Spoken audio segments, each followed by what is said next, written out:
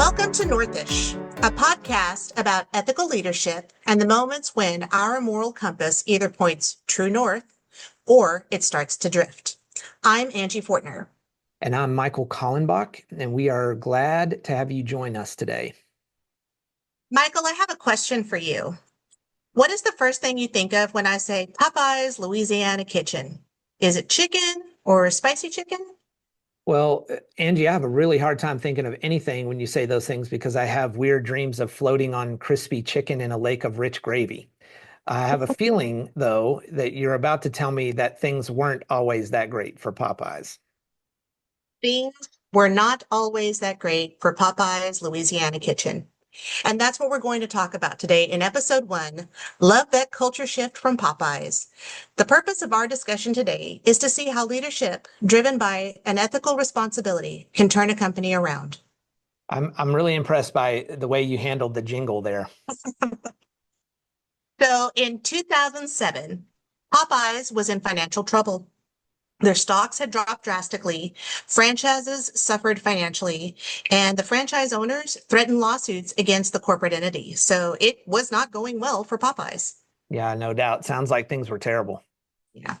So enter Cheryl Batchelder, the new CEO, who basically took the job because nobody else wanted it.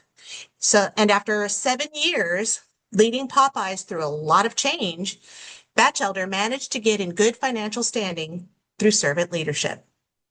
Yeah, so the simplest definition of servant leadership is the leader putting the needs of others before their own, but can even extend before the overall goals of the organization.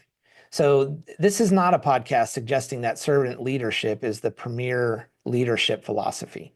There's a plethora of literature heralding servant leadership and its benefits, from Greenleaf to Autry, Covey, Singe to Blanchard and Maxwell. Servant leadership has been studied and the value of it explained and dissected carefully.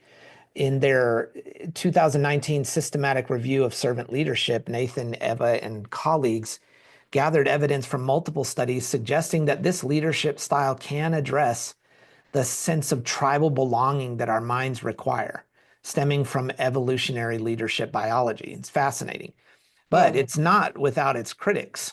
Maltz and Kalenda, among others, have brought some insight into the limitations of servant leadership, presenting concerns about leaders lacking self-awareness, maybe focusing too much on individuals or even appearing weak. That's very interesting.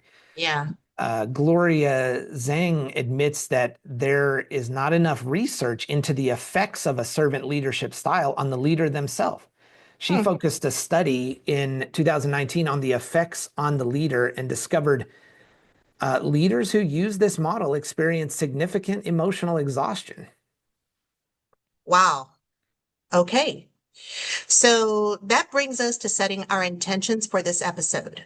Our goal isn't to promote or condemn any particular leadership style, like Michael said. Instead, we want to examine the ethical foundations of leadership because behind every decision, there is a set of values, whether spoken or unspoken, that shape the outcome. Right. How do a leader's ethical beliefs shape the way they respond to crisis and change? And can a leadership style rooted in ethics, not ego, truly transform a struggling organization? Exactly. So let's get started.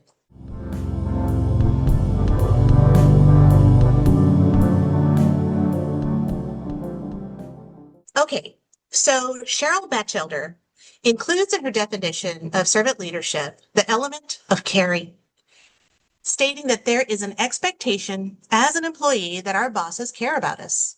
She attributes her leadership style to her parents and family background and explains that her family was very intentional with their faith, family support, having a strong education, and hard work. She defines servant leadership as having the courage and daring to lead a team to an end goal while also remaining humble and walking alongside them.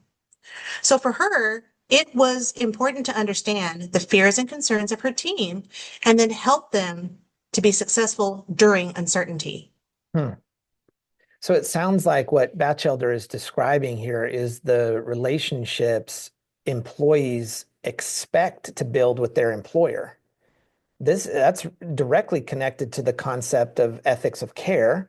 Ethics of care is specific to the relationships we build, how we advocate for one another and ensure the well-being of others. Yes, definitely. Batchelder created a work environment that was rooted in respect and dignity.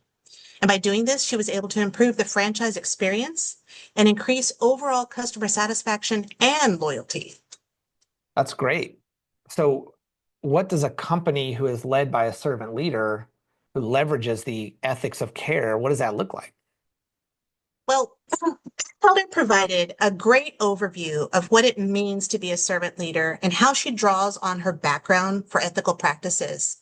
When you take a look at the values of Popeyes, Popeyes maintains 5 strategic pillars, starting with develop servant leaders, building a distinctive brand, creating memorable experiences, grow restaurant profits, and accelerate quality restaurant openings. Now, develop servant leaders was added to the pillars after Batchelder joined Popeyes. Hmm. And through her leadership, the company then made it their first pillar of their success strategy, Hmm. which helps to put the focus on the people. One of the writers, Schwantes, he outlines key principles from Batchelder's book that includes listening, coaching, and humility. Again, those elements of ethics of care that roll up into those strategic pillars. And then one more thing that I found kind of interesting because I feel like I just learned it recently. Cheryl Batchelder identified the key stakeholders in the Popeyes transformation as the restaurant owners themselves. So while working with them, any leader who prioritized themselves over their own people, over their customers, those type of leaders were eventually and gradually weeded out during the collaboration process. So it immediately made me think of Nelson Coulter and his presentation on culture shaping, the idea that the organization's culture is kind of a cultural average. And what he said and what Cheryl Batchelder has kind of proven is that people who don't align themselves with the culture, they tend to leave because that environment doesn't suit them anymore. Hmm. So I just thought that was kind of interesting how that all rolled up together, confirming why it's so important to have this sense of caring. Right. Yeah, it also makes me think of a correlation with the book Reset from Dr. Hansen's class that I think is particularly relevant to this discussion about her leadership philosophy.